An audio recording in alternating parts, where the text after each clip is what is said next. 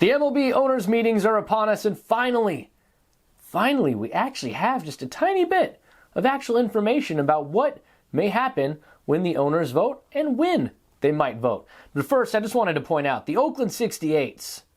Shout out to them. I see that they have an airplane flying over the owners' meetings in Arlington with a message saying, vote no on relocation. A's fans, they just won't quit. That is impressive. All right.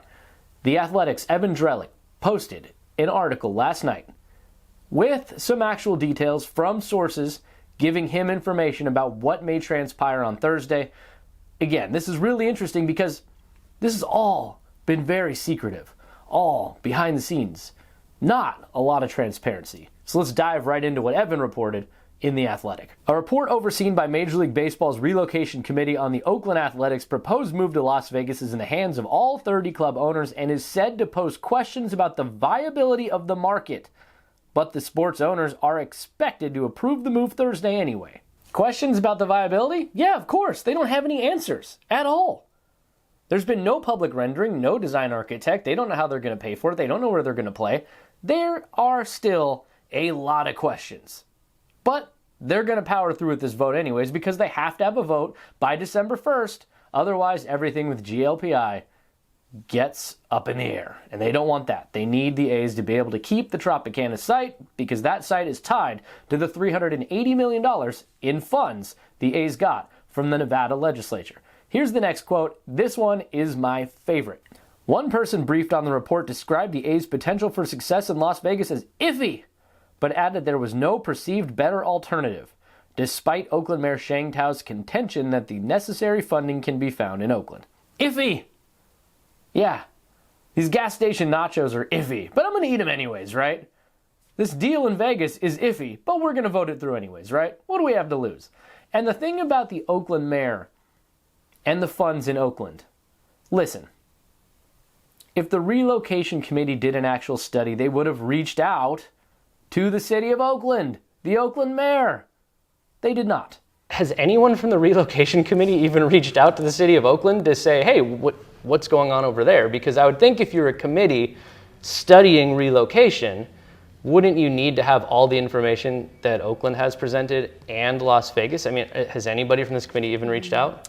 Well, not that I have actually known about. They definitely didn't reach out to me. And Oakland has raised over $400 million in offsite funds, with another $500 million with the county in onsite funds through a tax district. That's almost $1 billion. That's a lot more than $380 million. But who's counting, MLB? Neither the owners' vote Thursday nor the report circulated among owners settles the question of where the A's would play prior to the 2028 season. Their lease in Oakland expires after the 2024 season. Yeah, they don't know where they're going to play. Their lease expires after 2024.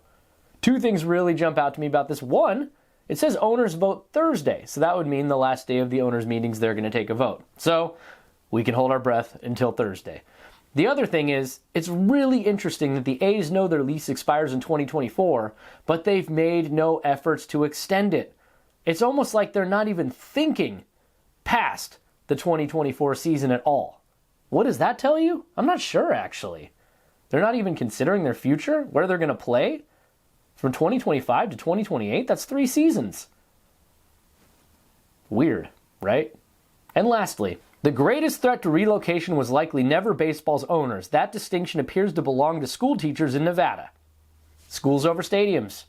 They just put out another letter today saying they believe they found 5 ways to challenge the state's constitution on the $380 million in public funds. So things are still cooking, still heating up as we wait for MLB's owners to vote. But if I had to give a prediction, here's my thought. They're not going to vote unless they're going to vote it through. If they didn't have the votes to pass this, they wouldn't vote. They would push it back. Slightly, maybe completely. Again, they need to vote by December 1st, or they could lose the Tropicana site. So they got to do it quick. But if they didn't have the vote, they would never hold the vote. This thing is going to get voted through by MLB's owners, no doubt in my mind. All of that being said, if it passes, it is not the end. They still have a lot to figure out in Las Vegas. Sure, voting this forward keeps things moving in Vegas's direction.